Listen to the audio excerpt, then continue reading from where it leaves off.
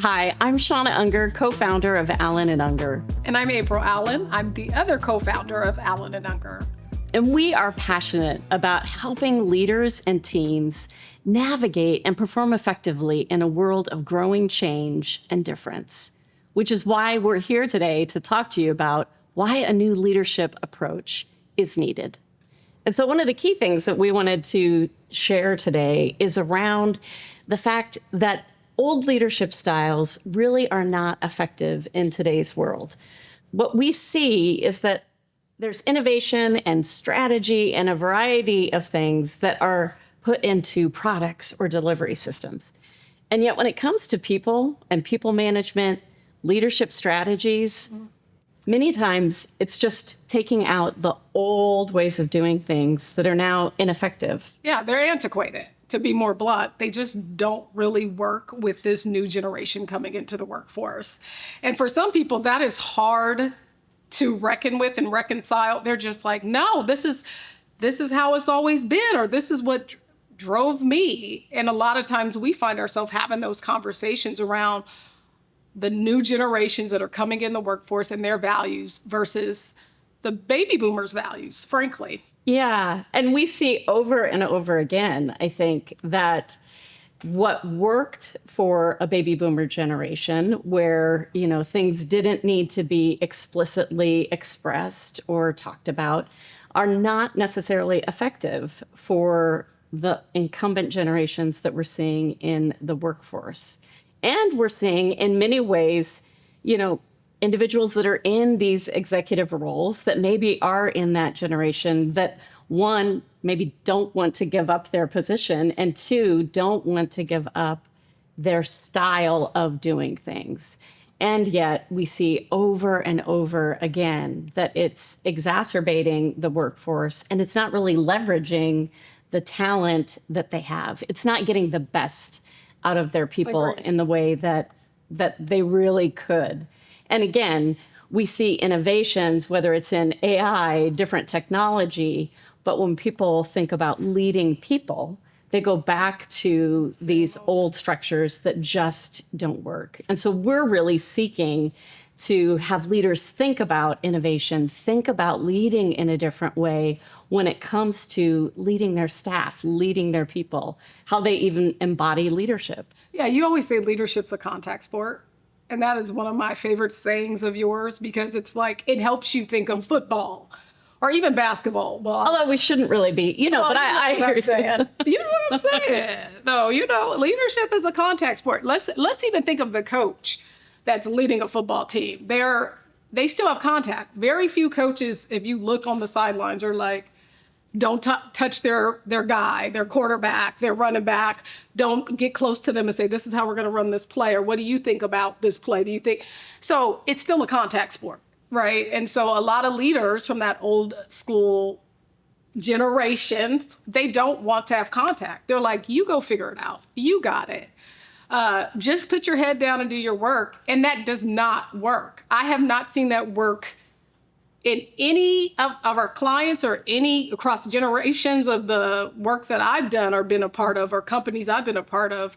I've not seen that work. And sometimes they get stuck in that style. And I'm always puzzled, like, why don't you want to change? Yeah.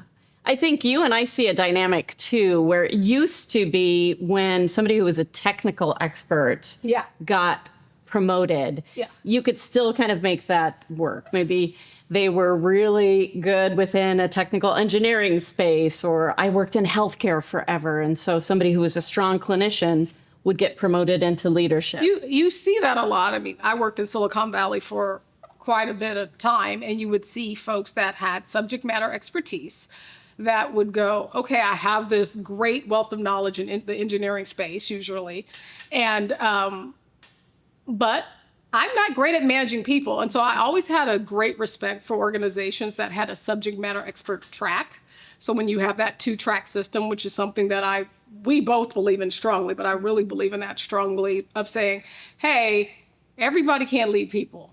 Just because you're good at widgets or creating things don't mean you're good at creating people, leaders, even employees. So Yeah, we do see that, and sometimes that's just the default. Okay, now you're gonna manage people, and what I found is a lot of those people that have gotten, I say, stuck in those management roles, they don't even really want them. They just want the promotion, they want the money, they want the positional power, but not necessarily the people that they have to lead. Yeah. And you and I really work with organizations to think about potentially, especially if that's their book of business, to think about two tracks so that you don't have an individual who is technically proficient moving into a people leader role when that's not really their heart. And then likewise, if you're going to be growing people leaders, really think about, are we equipping them for the core fundamental of the job, which is the leadership? How do you reward? How do you recognize? How do you engage? How do you create psychological safety? Yeah. That's a huge part of leadership development, and having that skill's huge now. It's not just the nicety or, oh, isn't that cute? That's just something like Gen Z and millennials, young millennials, come in and expect psychological safety. They talk about it all the time. How many times have we heard people say, well, I don't feel psychologically safe. I don't feel safe. Now, sometimes we're not going to have the safety we're going to have, obviously, if we are with our friends or our family. That is not the kind of safety you're going to necessarily have at work. But it is incumbent on a leader to create an environment where folks can come from different backgrounds and thrive. People can have different lived experiences and opinions and look like me, look like you, and be just fine in the organization and have a fair chance to move up in the organization by being themselves. So, Yeah. And I think creating that safety is so vital and so important. And one of the things that we're also seeing is with our economy, with budgets being super tight, organizations feeling challenged in terms of how do we reward and recognize staff when the bonuses may not be what they were 2 years ago, 5 years ago. well, I'll tell you what not to do. Not to throw a pizza party.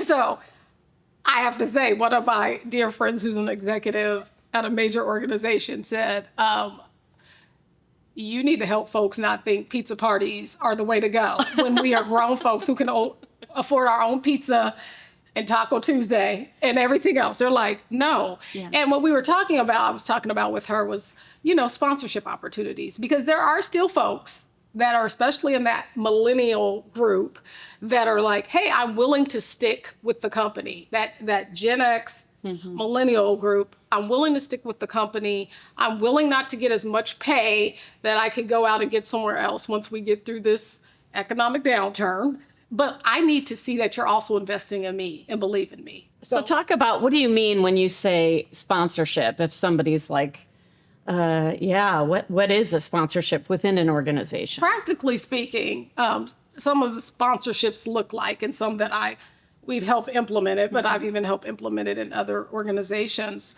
are ones where you have senior leaders that are tenured, that are able to understand the landscape of the organization, both economically, organizationally, operationally.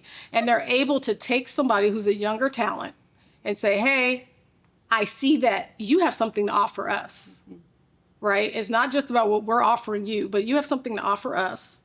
And we do have something to offer you. And so we do want to help you understand the organization better so that you may see yourself here in 10 years as being one of the, having my job, frankly, having their job. And so it is really taking that time with the person or a group of people that you see have high potential.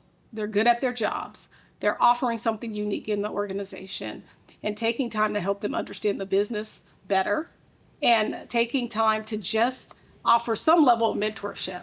But one level up is really putting them in areas and groups in the business that they may need to be exposed to, and folks in the business that they may need to be exposed to move to the next level in the organization. Yeah, that is so key. I mean, we affectionately may refer to it as a ride along, bringing them into a meeting that they wouldn't normally be in. Yes. Having a seat at the table and getting that experience where they don't normally get that experience. Now, we also know for Gen Z and some millennials especially, don't want that. they may not want the seat at the table because they don't want your job. Yeah. They don't want that we- executive role. And we talk about that a lot. We talk about that, and we've seen that a lot. We've Yeah. seen that where we have offered, when we're in organizations, have said, hey, we see potential in you. Would you like to be exposed? I've No thanks. They're like, no ma'am, no ham, no turkey. I don't want that. Like, I don't want that for my life. I don't want your job. I don't want your job. I don't want their job. They look miserable.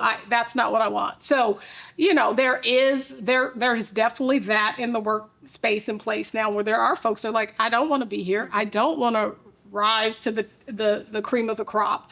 I just want a nice job that has work-life balance and I have boundaries, right? And so, but I think that also means you have to have a conversation with folks. Right. That people don't want to have a conversation. They want to make decisions without actually sitting down and having a conversation with what's going to be best for you. Mm-hmm. What does sponsorship even mean for you? Because it may not mean going to the top of the company. Yeah.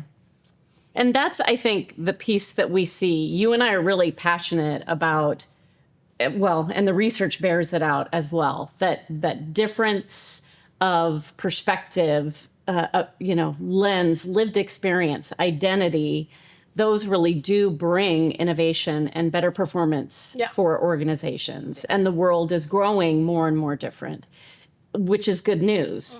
The challenge is it does require leadership that doesn't make assumptions, doesn't assume we're all vanilla, doesn't assume that everybody's I'm chocolate. motivated and your motivations are different than mine or different than someone else's. And so it does require us to sit down, ask those questions, engage with the folks that we're leading in terms of what is going to be rewarding to them. And it may surprise you. It may be something that isn't going to necessarily require you to open up the checkbook. Maybe it's flexibility on work schedule. Flexibility is huge for folks, right? I know I've led folks who are like, hey, I just want to be able to start earlier and leave earlier. Is that possible? I'm like, well, actually, that is possible. If it's you're not infringing or impeding work, you're able to do your job. Sure, go ahead. If that's going to make you a better worker and feel valued, we talk a lot about that in some of our own trainings that we've created. What do folks want? What do people really want to feel from their workforce, right? And from their work and from their leaders. Yeah. Rather. And I think, back to our opening, it really is time for organizations to ask themselves, do they have the right leaders in roles? Do they have leaders that are threatened by that concept, who want to keep doing it the way they've always done it, or to position themselves with a cadre of leaders, regardless of age, but who are willing to do different? I mean, and that is hitting a nerve. I can tell. Because, that is something that we have dealt with from past clients, from past, folks. They do not want to do it differently. And what's funny are the people that pride themselves on innovation or equity. Yeah. And they don't really want to do things differently. They're like, no, this is how it's always worked. And we're like, no, the workforce has changed. Mm-hmm. And so I think you hit that nerve because we've seen folks who are like, we don't want to change. And you're like, well, then you're going to get left behind. Yeah. Yeah, you're going to get left behind. Not even just left behind.